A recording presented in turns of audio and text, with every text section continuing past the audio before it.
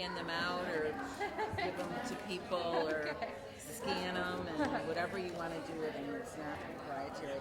I know in the communications field we've probably all been taught about copyright and proprietary. This is not. So It's very well done.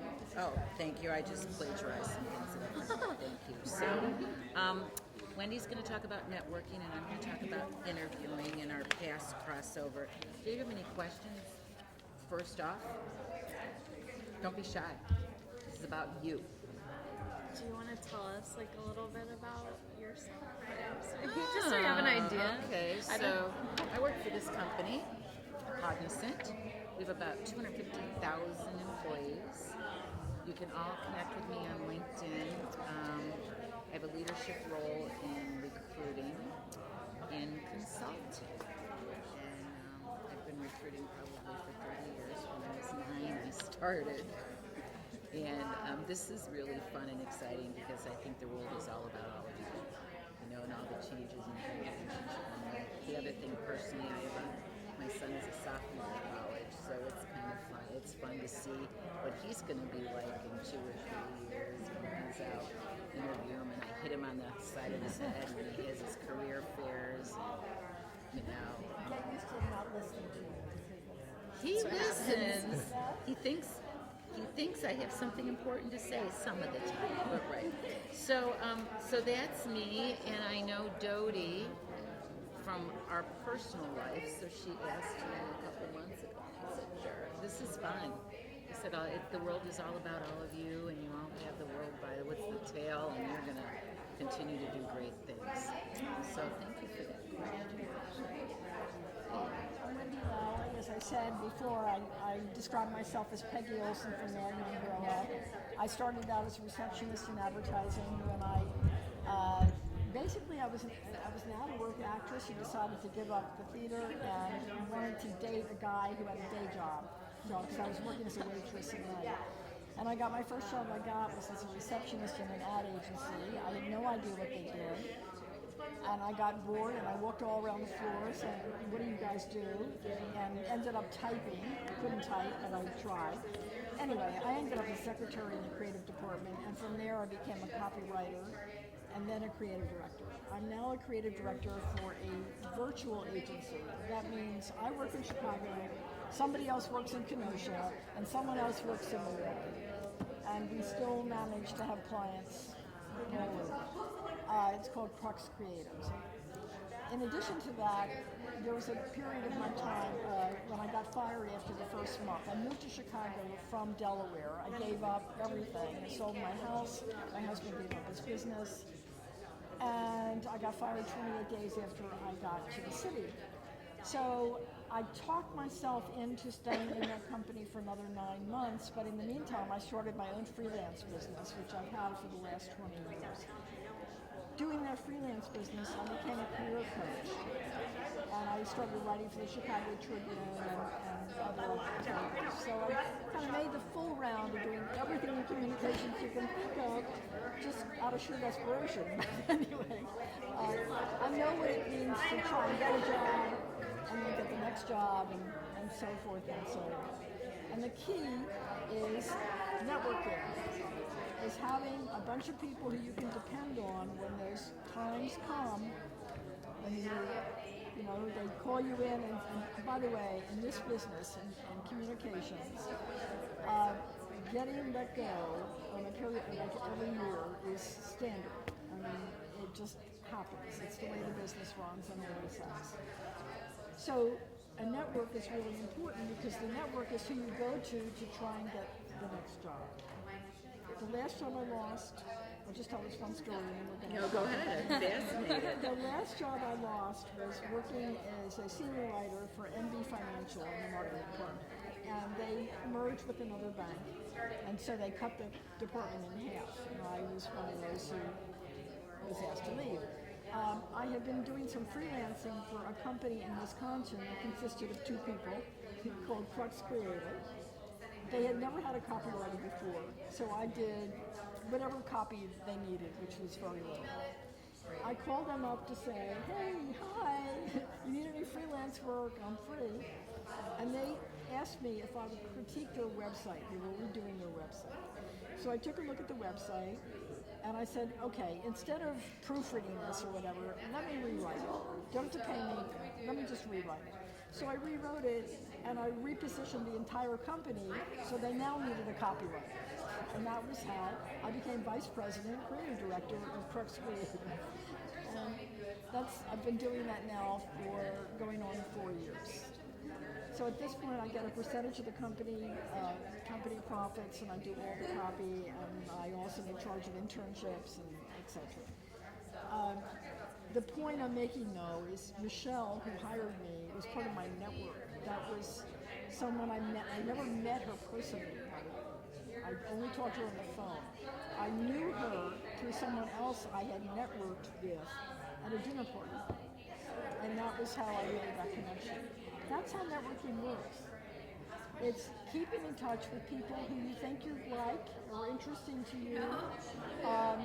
You do them a favor, they do you a favor, and it just kind of all comes together. And in the end, you have this whole group of people who you can reach out to when you need them for advice about something. Christine, I mean, if Fascinating. Wow. needed someone in technology, I know who you are, I know what you do. If I had a friend who wanted a job in technology, would you just look at the resume? Yep, absolutely. So you are all welcome to connect with me on LinkedIn. And so let's talk about interviewing for a few minutes and stop me and ask questions. So interviewing, there's 3 venues these days. Always face-to-face is always popular. It's always been. Phone is standard. But the new is video.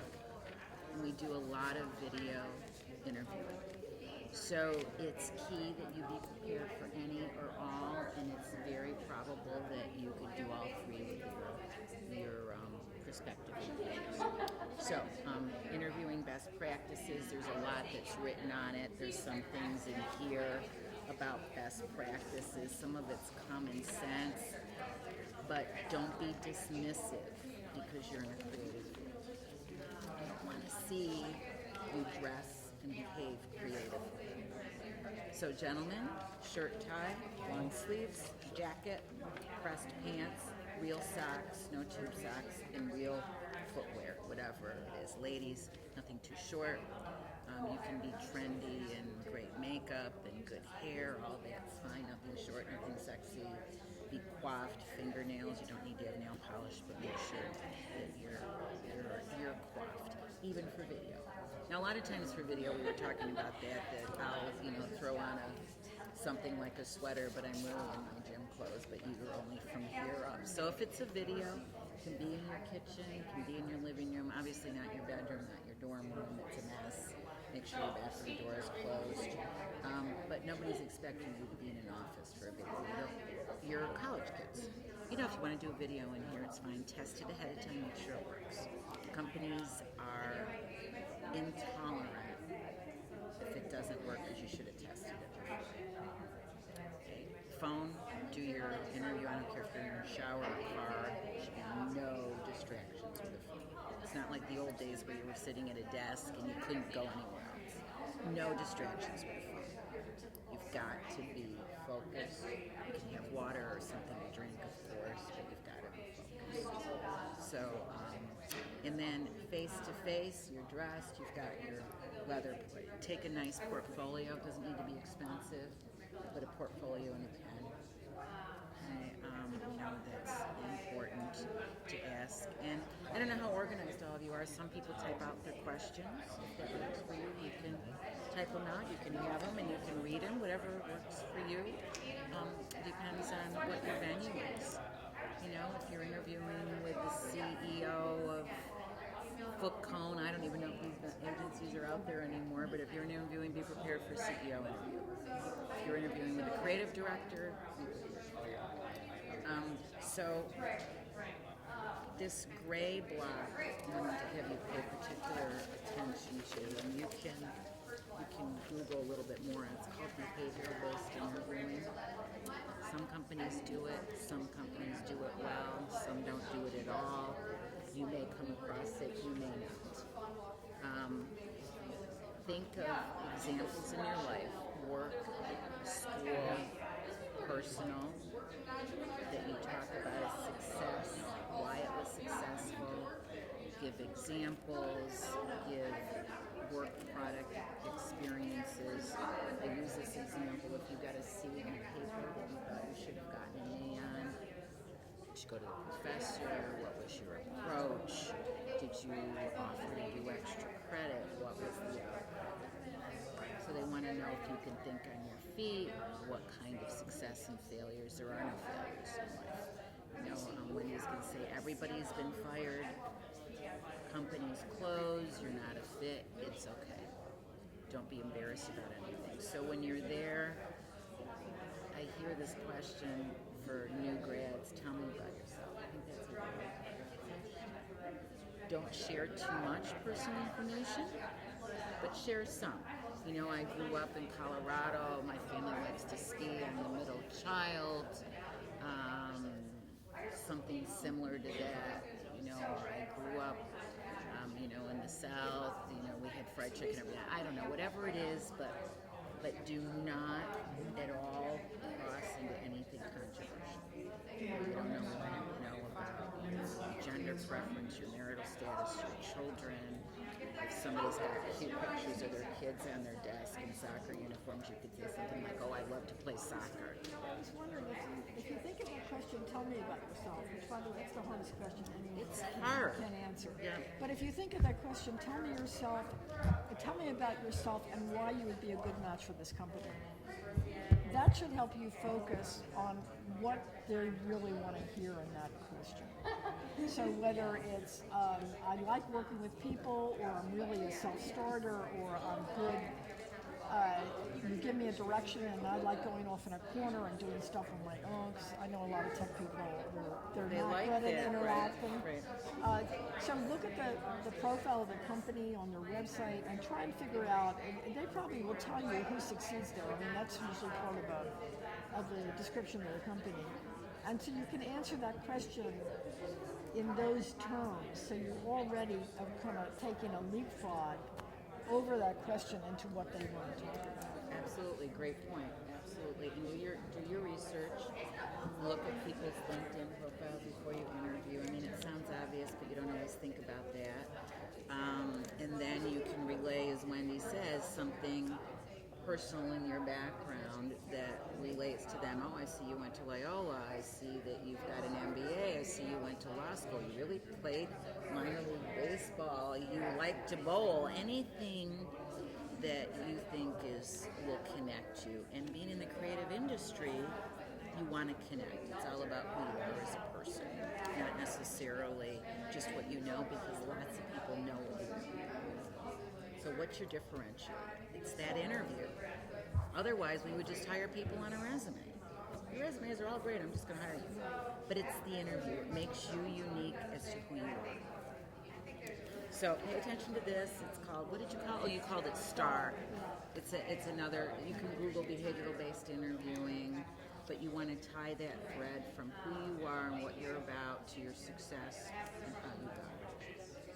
These are stories you're telling about yourself, the same way you do in any marketing assignment. So the point of the story is always, how do you solve a problem? Whether that problem is a failure, whether that problem is how you work with a difficult coworker. Really, the point of asking that question is that's what we're looking for. How do you, like Christine was saying, how do you think of your feet?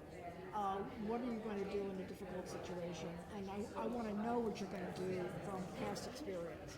So those are the questions that you're looking at. I have a question. In terms of networking, when like nowadays we connect via LinkedIn, but like you want to meet that person face to face so that you get like a interview, and that's the tough part to get to meet them. Right. So right. Any tips for that or something? Most people won't meet you. They'll talk to you on the phone at the best, but people won't meet you. You know, I've had people ask me to It meet. depends on the industry and communications. I think the real industry, your certain skill sets they absolutely must have, and that's what you're. Well, right? it's consulting, but you know, if somebody says they want to meet me, I don't really have time. You know, maybe I'll meet somebody for coffee, but No, but I think he's talking about they see your profile and then the face-to-face interview, and you're saying before you get to face-to-face, there are interviews before that, and face-to-face. By the time you get face-to-face, they're on your short list. are you talking about interview face to face, or you just No, talk? just like meeting up with, like networking with people from the industry. I'm from the advertising industry, Right. and I have like 6 years plus experience Well, there's from a India. couple things I would suggest that you do. One is, and I've done this. Okay, I have to tell you the story of a professor. His name is Larry Minsky. He teaches at Columbia. He's a tenured professor. Larry was a copywriter, lost his first job. He wasn't with an agency. He was with, I don't know, a shoe company or something. Anyway, he loses his job, and he can't figure out how to get interviews with people. So what he does is he calls them up. He calls the CEO of Leo Burnett up, and he says, and not only Leo Burnett, he made a list of like 20 companies he wanted to work at. Calls the head guy and says, I'm writing a book on how people get their first job in advertising. Could I interview you? And the guy says, absolutely, come on over. So he gets these 20 interviews together, and he publishes the book, and he's a tenured professor on the basis of this book. Oh my He God. also got, I don't know how many job offers, because he got, in this conversation, because he asked to see their book. He wanted to see their first book. And then he said, well, here's my first book. What a story that is! Wow. Wow. How you get, one of the things you can do is if there's a company that you really like a lot, and you know they did the doggies, the swimming doggies in Farmers Insurance. Oh, isn't that a great I could commercial? write a fan letter to that person Yeah. like you wouldn't believe. Okay, let's say there's something you're seeing and the company's in Chicago and you would just love to work for them. Write them a fan letter. Find out who actually did it. Write a letter and say, saw the commercial, I laugh at. I don't even watch the program. I tune in just to see that commercial. And I'd love to connect with you sometime. Would you mind if could we link in? Here's my email address. I hope you'll do me the honor of connecting with you. And maybe you put PPS. I'd love to take you to lunch. All they can do is say no. Or say stop by for coffee. Right. Yeah. And if they say yes, you're there you are. You're LinkedIn and you're connected. So the thing about networking and interviewing and job search, figure out what you want to do, where you want to work, and go after those companies. They may not have an opening, but if you're right for that company, eventually they're going to have an opening, probably within 6 months. If you have managed to connect with somebody at that company, they're going to save a recruiter's fee by calling you directly, and not to mention the time and trouble and all of that. So see if you can build a network of those people who you were already connected with. You've got a whole bunch of people here, some of them are from the college, but I'm not, who you can add to your network and have for you to call on. If somebody comes and lectures at school, I'm sure you have seminars and stuff. Anytime anyone comes here, I don't care if you're in art and you're in copy or you're in I don't care. Get them a card, write them a thank you note, a personal thank you note. Say, I wonder if I could send you some of my schoolwork to get your take on it because I really value your opinion and it would help me so much. Turn them into your mentor. It's not that hard because if someone comes to your school, I can guarantee you they want to do it. They would be more than flattered to make that kind of connection. So does that answer your question a little bit? Okay. And I hadn't thought about that. Here's examples. So My son's a sophomore in college here at IIT, and about 5 or 6 years ago, I was really interested in robotics, and we have that iRobot vacuum cleaner, that goes around. And he took it apart and thought of all these things that were wrong with it, and then of course he couldn't put it back together, but that's another story. And he's in aerospace engineering now, so it kind of fit, right? So he said, Mom, I want to write to the guy that owns this iRobot company. I said, well, it's corporate, and I got the CEO, and he wrote this 2-page passionate letter about what was wrong with this, with bullet points, and I helped him with the grammar, and I helped him do it. I think it was about 12 maybe. And we mailed it, and every day came home, did I hear from that guy? Did I hear from that guy? And finally, about a month later, he got a email from the campus recruiter saying, when you're 17, apply for an internship with our company. Isn't that funny? Yeah. And he was 12. Now, I thought that the CEO should have written him back or had their secretary. I thought it was a little bit dismissive, but it probably didn't get to the CEO. But isn't it? I just thought about it when you said that, and I thought, oh my gosh. And he did apply on the iRobot site for an internship this summer because of that. How many? 6, 7 years ago. And I don't know if he's gonna. They're just starting to. But isn't that funny? I just thought When about. you make those connections, You're absolutely right. Yeah. keep them up. If someone's a member of your LinkedIn group, every time you use that update bar, which you should be using maybe 4 times a month or more often, they will see your name. So you'll be in front of them again and again and again. And a couple points on LinkedIn we talked about. Who extended their expertise to our Sure, community. your LinkedIn is similar. Doesn't have to be the same, but make sure it's and make sure your face Still open. And please remember, we would like to see all cleaned up.